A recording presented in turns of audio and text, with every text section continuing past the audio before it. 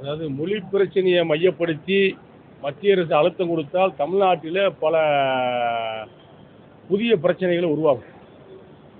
இது அண்ணா காலத்திலிருந்து பெரிய போராட்டமாக உருவெடுக்கப்பட்டு ஜவஹர்லால் நேருவால் பார்லிமெண்ட்டில் கொடுக்கப்பட்ட உறுதிமொழியின் அடிப்படையில் இருமொழி கொள்கை தான் தமிழகத்தினுடைய உயிர்நாடி. விருப்பப்படுவர்கள் வேறு மாற்று மொழியை, வேறு மொழியை மூன்றாவது மொழியாக, நாலாவது மொழியை படித்துக் கொள்ளலாம். இதில் மாற்று கருத்தை மத்திய அரசு திணித்தால் தமிழ்நாட்டில் அனைத்து கட்சியும் எதிர்க்கும், திராவிட கட்சிகள் எதிர்க்கும். அனைத்து அண்ணா திராவிட முன்னேற்ற கழகத்தின் சார்பாக பொதுச்செயலர் எடப்பாடியார் தெளிவான அறிக்கை விட்டிருக்கின்றார்.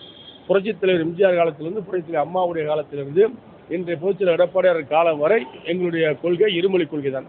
தேவைப்படுகிறவர்கள் மூன்றாவது மொழியை படிக்கலாம். திணிப்பு என்பது இருக்கப்படாது. சார், வழக்கத்தில் இருக்கிறது ஏன், பழக்கத்தில் இருக்கிறது ஏன் மாற்றணும்? எப்படி இருக்கோ அதுபடி போயிட்டே இருக்குன்னு தானே.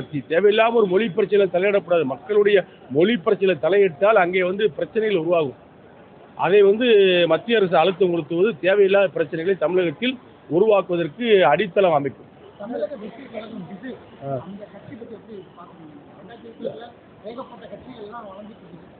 எந்த கட்சி வளர்ந்தாலும் அண்ணா திராவிட முன்னேற்ற கழகத்தையும் திமுகவுக்கும் தனிப்பெரும்பான்மை கிராமப்புறங்கள் இருக்கு. அனைத்து இந்த அண்ணா திராவிட முன்னேற்ற கழகத்தை எதிர்க்கின்ற தகுதி திமுகவுக்கு உண்டு. திமுகவை எதிர்க்கின்ற தகுதியோ, திமுகவை வீழ்த்துகின்ற தகுதியோ அனைத்து இந்த அண்ணா திராவிட முன்னேற்ற கழகத்தில் தான் உண்டு. அண்ணா திமுக பொதுச்செயலர் எடப்பாடியார் உண்டு. மற்ற கட்சிகள் வரலாம். அதனுடைய வரலாறுகளை, வாழ்க்கை நெறிமுறைகளை, அவருடைய வளர்ச்சிகளை சில தேர்தல்கள் சந்தித்த பின்பு தான் தெரியும்.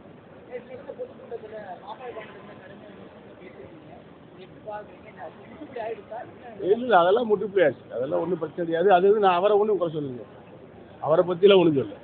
பொதுவான சில பிரச்சனை சொல்லுங்க. அது முடிஞ்சு போன பிரச்சனை பேசிக்க முடிஞ்சு வச்சு.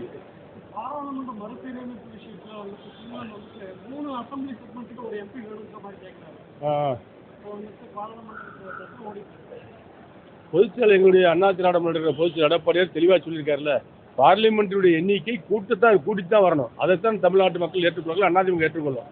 குறைக்கிற மாதிரி இருந்தால் அதை கடுமையாக அதிமுக எதிர்க்கும். அதை பொதுச்செயலர் சொல்லியிருக்காரு.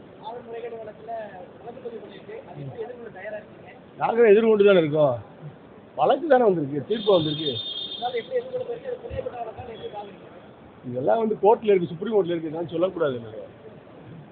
வேற ஏதாவது இப்போ உள்ள இதை கேளுங்க. இது நடந்து போய் 4 வருஷம் ஆச்சு. என்ன சார்? ஆமாம், நிலைப்பாடு தமிழ்நாட்டுக்கு அதிக நிதியை கொடுக்கணும். இல்லை, நிதியை கொடுக்கணும். அதில் அண்ணா திராவிட முன்னேற்ற கழகத்தினுடைய பொதுச்செயலாளர் எடப்பாடியுடைய அறிக்கையிலையும் அதை தெரிவிச்சிருக்காரு. நீங்கள் அதிமுக அதை வலியுறுத்தும். தமிழகம் எல்லா மாநிலங்களுக்கும் கொடுக்கின்ற சம அளவை தமிழ்நாட்டுக்கும் மத்திய அரசு ஒதுக்க வேண்டும். அதிலே அதிமுக நிலைப்பாடு ஒரே நிலைப்பாடு.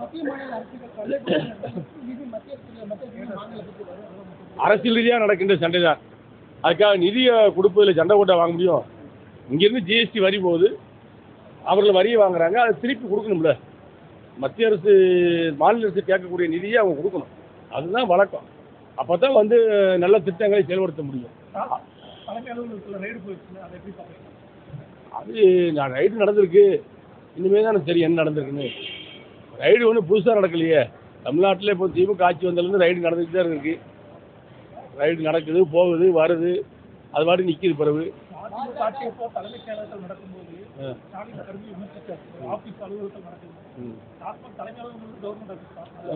நீங்கள் எப்பயும் அவர் எதிர்கட்சியில் இன்றைய முதலமைச்சர் ஸ்டாலின் எதிர்கட்சியாக இருக்கும்போது ஒன்று சொல்லுவார், ஆளுங்கட்சியான உடனே ஒன்று சொல்லுவார். இன்றைக்கி ஒரு ஆளுங்கட்சி, ஆளுகின்ற கட்சியில் அவர் இருக்கிற காரணத்தால் பழசெல்லாம் அவர் மறந்துட்டார். பழசாக இருக்கும்போது ஏதாவது ஒன்று எங்களுக்கு ஒரு பிரச்சனை, அதிமுக ஒரு பிரச்சனை சொன்னால் அதை பெருசாக பெருசுபடுத்துவார்.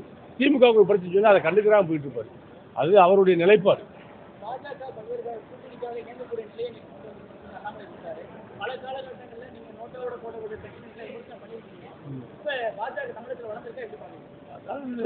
எந்த கட்சி வளர்ந்துருக்கு, எந்த கட்சி இறங்கியிருக்குங்கிறதுலாம் தேர்தலில் தான் தெரியும். அண்ணா திராவிட முன்னேற்ற கழகத்துக்கு தமிழ்நாடு முழுக்க தமிழர்கள் வாழுகின்ற பகுதியெல்லாம் கிளை கழகங்கள், கரவேட்டி கட்டிய கட்சிக்காரர்கள், பொதுமக்கள் மத்தியில் ஏகோபோக ஆதரவு இருக்குது. இன்றைக்கு திமுக ஆட்சி மீது உள்ள வெறுப்பு அண்ணா திமுக மீது வெளிப்படைத்தன்மையாக ஆதரவு கொடுக்கிறார்கள். ஆகவே மற்ற கட்சிகளை பற்றி பேச வேண்டியது, கூட்டணியை பற்றியோ யாரோட கூட்டணி என்பதை பற்றி அந்த முடிவுகளை பொதுச்செயலாளர் எடப்பாடி எடுப்பார்.